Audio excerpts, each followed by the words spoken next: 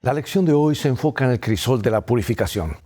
La purificación requiere un estándar. En nuestro caso, la norma es la imagen de Dios en nosotros y la imagen de Jesucristo, quien es el reflejo perfecto de la imagen de Dios. La purificación también requiere un agente de purificación que la Biblia a menudo presenta como fuego. Y el resultado de la purificación es nuestro carácter, representado por el aceite en las lámparas de las 10 vírgenes en la parábola de Jesús. Y en el libro de Daniel se describe el carácter de los purificados como sabios en las cosas de Dios. Bueno, los temas de la lección de hoy destacan, en realidad son 4 temas principales. Primero, el papel esencial del sufrimiento en el proceso de la formación y purificación del carácter. Luego veremos que la formación del carácter es la restauración de la imagen de Dios en los seres humanos, tal como fueron creados por Dios en el principio, así como la formación de nuestro carácter según la imagen de Cristo. Tercero, el otro tema es, esta formación del carácter implica el tema del conflicto cósmico. Es en este conflicto entre el bien y el mal, entre Dios y Satanás, donde experimentamos el crisol de la madurez. Y cuarto, la purificación y la madurez nunca las logran los individuos en forma aislada. Más bien, la purificación y la madurez son logradas por individuos en comunidades. Ve por tu Biblia y mantente en sintonía.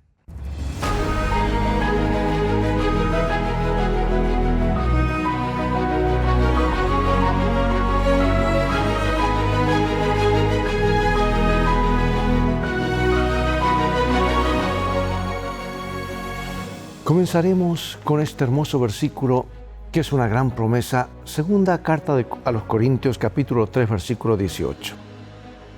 Por tanto, nosotros todos, mirando a cara descubierta como en un espejo la gloria del Señor, somos transformados de gloria en gloria en la misma imagen como por el Espíritu del Señor.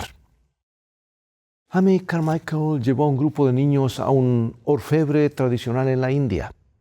Y en medio de un fuego de carbón había una teja curva. Y en la teja había una mezcla de sal, tamarindo y polvo de ladrillo. Incrustado en esta mezcla había oro. Y a medida que el fuego devoraba la mezcla, el oro se volvía más puro. Y el orfebre sacaba el oro con unas tenazas y si no era lo suficientemente puro, lo volvía a poner en el fuego con una nueva mezcla otra vez. Pero cada vez que reponía el oro, aumentaba el calor. Y el grupo le preguntó, ¿cómo sabe que el oro está purificado? Y respondió, cuando puedo ver mi rostro en él. Amigos, Dios está tratando de purificarnos, de refinarnos como al oro, de transformarnos a su imagen. Y ese es el objetivo, es un objetivo asombroso. Y más asombroso aún es que solo cuando pasamos por los crisoles de la vida se desarrolla en nosotros un carácter semejante al de Cristo. Pregunto, ¿qué papel tiene el sufrimiento en el proceso de purificación? ¿Cómo entendemos todo esto en el contexto del gran conflicto? Leo en Romanos 8:29. Porque a los que antes conoció también los predestinó para que fuesen hechos conformes a la imagen de su Hijo, para que Él sea primogénito entre muchos hermanos. En el principio, Dios nos hizo a su imagen. Pero el pecado corrompió esa imagen. ¿En qué aspectos vemos esta desfiguración de la imagen de Dios en la humanidad? Es obvio, el pecado nos corrompió a todos. Sin embargo, Dios desea restaurarnos a lo que deberíamos haber sido originalmente. Y aquí es donde encaja nuestro versículo de hoy. Revela el plan de Dios de quienes se someten a su vida al Espíritu Santo, para que sean hechos conforme a la imagen de su Hijo. Pero hay otra dimensión, y quiero leer lo que comenta mi autora favorita, Ellen G. White, en el libro Deseado de todas las gentes, página 626. La misma imagen de Dios debe reproducirse en la humanidad. El honor de Dios, el honor de Cristo está comprometido en la perfección del carácter de su pueblo. Como cristianos, nunca debemos olvidar que estamos en medio de un drama cósmico, un gran conflicto. El conflicto entre Cristo y Satanás, que se desarrolla a todo nuestro alrededor y también a nuestros corazones. La batalla toma muchas formas y se manifiesta de diferentes maneras. Y aunque hay muchas cosas ocultas, podemos entender que como seguidores de Cristo tenemos un rol que desempeñar en este drama y podemos honrar a Cristo con nuestra vida. Imagínate estar en el campo de un estadio enorme, sentados en las gradas a un lado. Tal vez tú has estado en un gran estadio. Bueno, supongamos esto en la vida espiritual, en esta guerra espiritual. Están los seres celestiales leales a Dios. Del otro lado están los seres que han caído con Lucifer. Si tu vida durante las últimas 24 horas se jugara en ese estadio, ¿qué equipo tendría más para festejar? Una buena pregunta, ¿verdad? Sabes que una cosa es estar en una batalla, otra muy distinta es ni siquiera ver las fuerzas desplegadas en esa batalla. Y en cierto sentido, esto es lo que enfrentamos como cristianos. Sabemos que las fuerzas están allí, podemos sentirlas en nuestra vida y, no obstante, tenemos que seguir adelante por fe, confiando en el invisible. ¿Cuál es la esencia de la lucha de Job? ¿Qué es lo que no ve? Y al mismo tiempo, ¿qué acepta por fe a pesar de todas las pruebas? Vamos a este libro que nos habla mucho. El primer libro de la Biblia en realidad ha sido escrito. Moisés allí en el desierto lo escribió y allí comenta claramente la respuesta hacia el problema del bien y del mal. Job 23, 1 al 10. Son varios versículos, sígueme. Respondió Job y dijo: Hoy también hablaré con amargura, porque es más grave mi llaga que mi gemido. ¿Quién me diera el saber dónde hallar a Dios?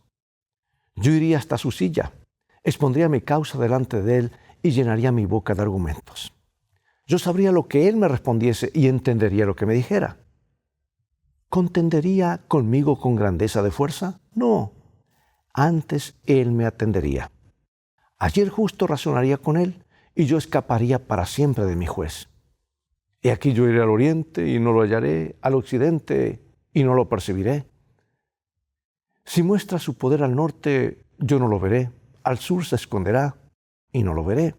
Mas él conoce mi camino, me probará y saldré como oro. Bueno, aún en medio de las terribles pruebas, Job confió en Dios. Y a pesar de todo, Job estaba decidido a resistir. Y una de las cosas que le dio perseverancia era de oro. No una medalla de oro, sino más bien al contemplar el futuro, se dio cuenta de que si se aferraba a Dios, saldría mejor, saldría como el oro. No se nos dice cuánto sabía Job de lo que sucedería detrás de la escena, pero sin importar cuánto le era oculto, de todos modos soportó el fuego refinador. Pregunto, ¿le temes al fuego? ¿Te preocupa el calor que generan las circunstancias? Tal vez está siendo probado como Job. Quizás como el caso de Job, el calor de Dios parece inexplicable. Puede ser la dificultad de adaptarse a un trabajo nuevo o a una casa nueva. Podría ser tener que sobrevivir al maltrato en el trabajo o incluso dentro de tu propia familia. Podría ser una enfermedad o una pérdida económica. Por más que resulte difícil de entender, Dios puede usar estas pruebas para refinarte y purificarte y resaltar su imagen en tu carácter. Demostrar que era oro parecía ser un incentivo para Job aquí, algo en lo que concentrarse y que realmente lo ayuda a superar los problemas. O sea que este es un poderoso testimonio de su carácter que, en medio de todo el dolor y el sufrimiento, pudo sentir la realidad del proceso de purificación. Además, por más que no entendiera, sabía que estas pruebas lo perfeccionarían. Por eso te pregunto, en tu experiencia, en mi experiencia, y me pregunto, ¿cómo refinan y purifican las pruebas? ¿De qué otro modo podrías refinarte, aparte del sufrimiento? Jesús, amados, estaba en Jerusalén, a punto de morir. Según el Evangelio de Mateo, Jesús dedica la última hora de enseñanza antes de la Pascua a narrar parábolas a sus discípulos, incluidas las de las 10 vírgenes, las ovejas y los cabritos. Y estas historias se relacionan con la forma en que debemos vivir mientras esperamos la venida de Jesús. Por lo tanto, nunca han sido tan relevantes como en la actualidad, donde las señales del pronto regreso de Jesús están por todas partes. Por ejemplo, la parábola de 10 vírgenes. Muchos comentaristas señalan que el aceite es un símbolo del Espíritu Santo. Y Ellen White coincide, pero también dice que ese aceite es un símbolo del carácter y que es algo que nadie puede adquirir por nosotros. Y también está la parábola de las ovejas y los cabritos. Pregunto, ¿qué criterios se utilizan para separar las ovejas de los cabritos? Vamos a la palabra. San Mateo capítulo 25, versículos 31 al 46. Cuando el Hijo del Hombre venga en su gloria y todos los santos ángeles con él, entonces se sentará en su trono de gloria y serán reunidas delante de él todas las naciones y apartará los unos de los otros, como aparta el pastor las ovejas de los cabritos. Y pondrá las ovejas a su derecha y los cabritos a su izquierda. Entonces el rey dirá a los de la derecha, de su derecha, venid benditos de mi Padre, heredad el reino preparado para vosotros desde la fundación del mundo. Porque tuve hambre y me diste de comer, tuve sed, me diste de beber. Fui forastero y me recogisteis. Estuve desnudo y me cubristeis, enfermo y me visitasteis, en la cárcel y vinisteis a mí. Y entonces los justos le responderán diciendo, Señor, ¿cuándo te vimos hambriento y te sustentamos, o sediento y te dimos de beber? ¿Y cuándo te vimos forastero y te recogimos, o desnudo y te cubrimos? ¿O cuándo te vimos enfermo o en la cárcel y vinimos a ti? Y respondiendo el rey les dirá, de cierto os digo que en cuanto lo hicisteis a uno de estos mis hermanos pequeños, más pequeños, a mí lo hicisteis. Entonces dirá también a los de la izquierda, apartaos de mí, malditos, al fuego eterno, preparado para el diablo y sus ángeles. Porque tuve hambre y no me diste de comer, tuve sed y no me diste de beber, fui forastero y no me recogisteis, estuve desnudo y no me cubristeis, enfermo y en la cárcel y no me visitasteis. Entonces también ellos le responderán diciendo, Señor, ¿cuándo te vimos hambriento, sediento, forastero, desnudo, enfermo en la cárcel y no te servimos? Entonces le responderá diciendo, de cierto os digo que en cuanto no lo hicisteis a uno de estos más pequeños, tampoco a mí lo hicisteis. E irán estos al castigo eterno y los justos a la vida eterna. Ahora fíjate que el rey separa las ovejas de los cabritos según sus obras, su carácter.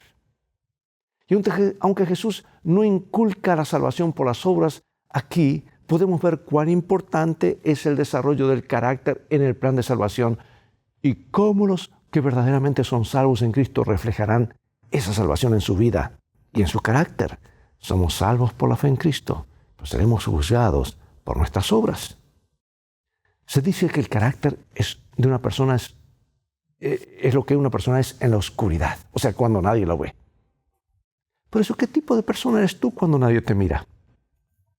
¿Qué te dice la respuesta sobre los cambios que tú y yo necesitamos hacer?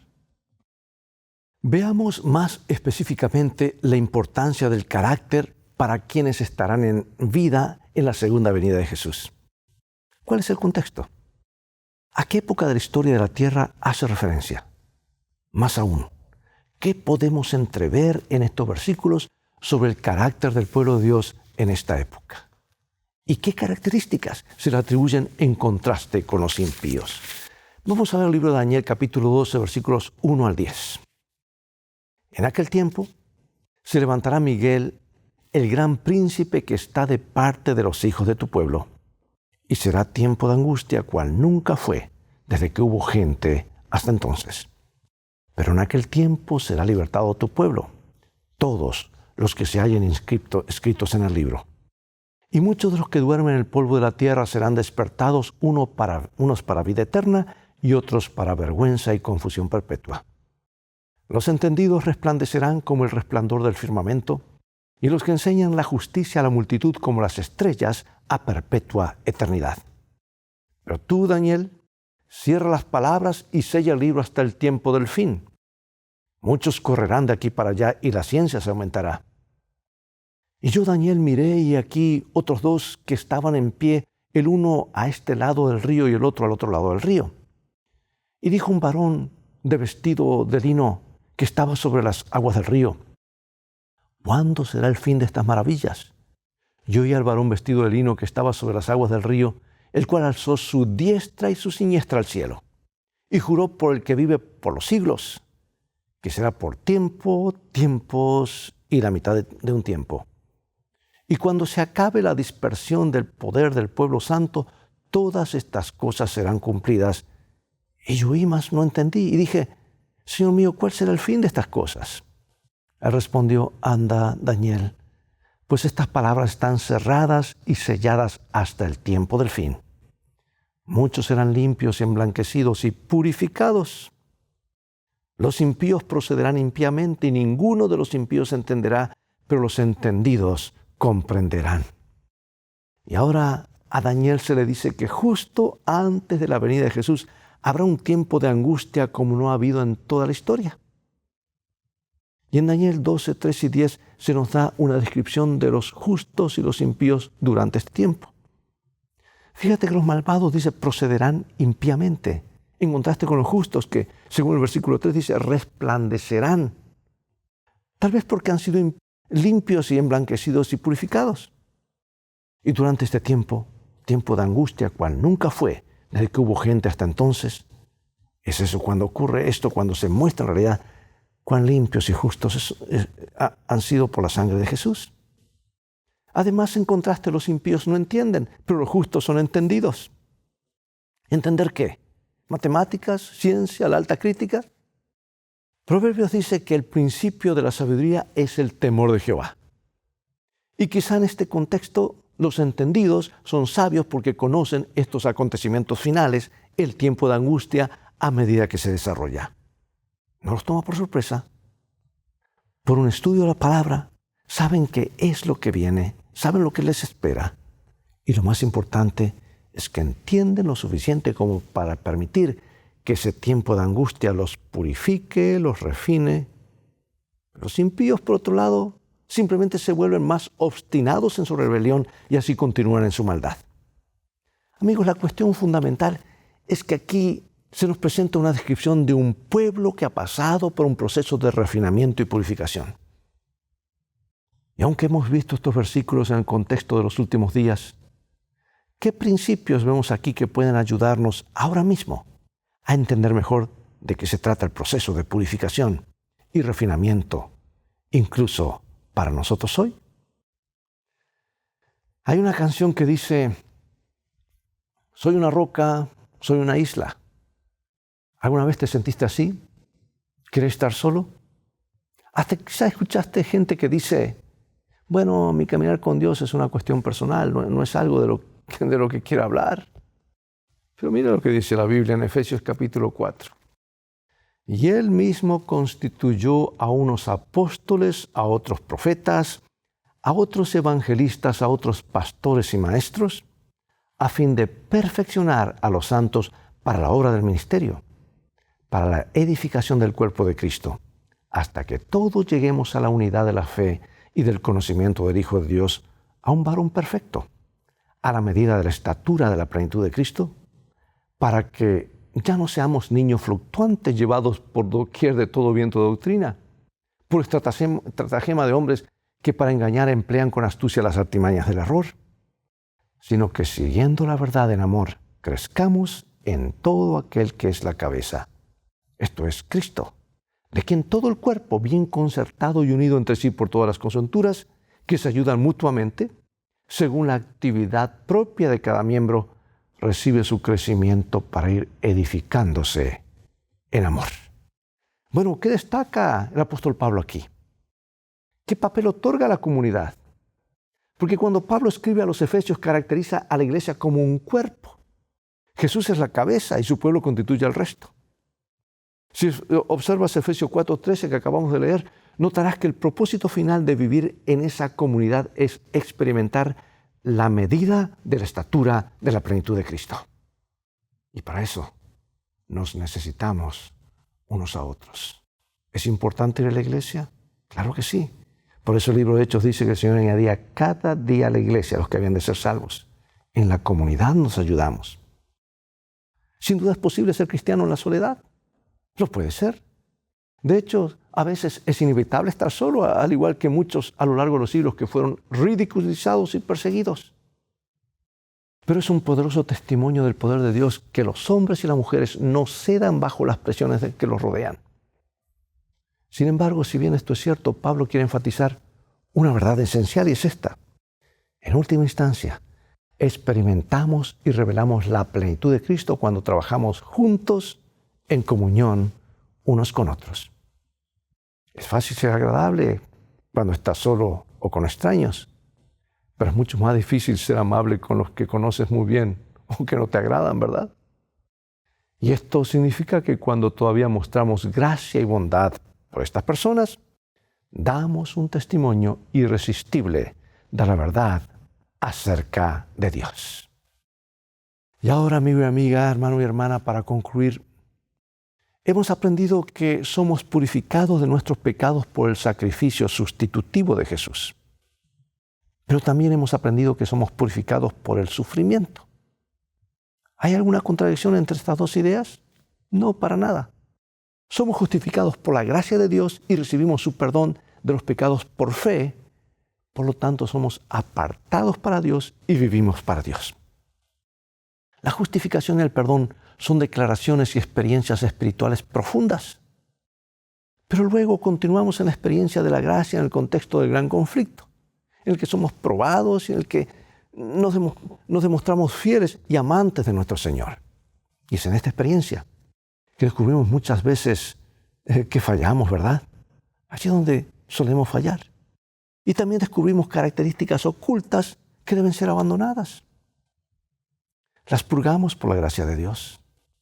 Y la purificación es una experiencia real que le sucede a personas reales en una historia real. Pregunto, ¿cómo te ayuda esta comprensión en tu experiencia de purificación? ¿De qué manera has notado personalmente que el Espíritu Santo está purificando tu carácter? ¿Y cómo experimentas la contemplación continua de la imagen de Cristo en tu vida? ¿Cómo has experimentado una transformación de tu carácter y personalidad de acuerdo a su imagen? ¿De qué manera has experimentado crecer más maduro en tu fe como individuo? ¿Y cómo describirías este crecimiento? ¿Cómo has madurado espiritualmente en tu comunidad de fe a medida que pasan los años? Bueno, hay dos citas inspiradas aquí con las cuales quiero finalizar. Son hermosas. Nos dice así la primera en el libro La Educación. La edificación del carácter es la obra más importante que jamás haya sido confiada a los seres humanos. Y nunca antes ha sido su estudio diligente tan importante como ahora. Ninguna generación anterior fue llamada a hacer frente a problemas tan importantes.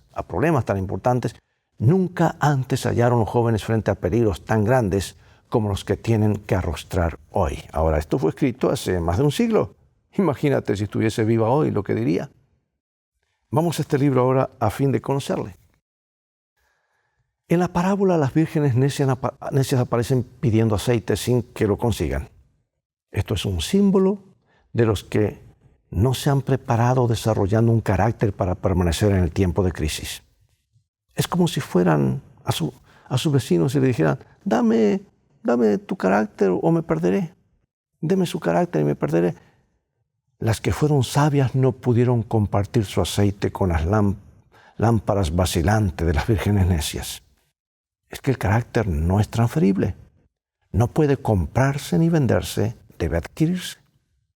El Señor ha dado a cada uno una oportunidad, la oportunidad de obtener un carácter recto mediante las horas de prueba. Pero no ha proporcionado un medio por el que un agente humano puede impartir a otro el carácter que ha desarrollado pasando por duras experiencias. Ha aprendido lecciones del gran maestro para que pueda manifestar paciencia en la prueba y ejercitar la fe para que pueda remover montañas de imposibilidad.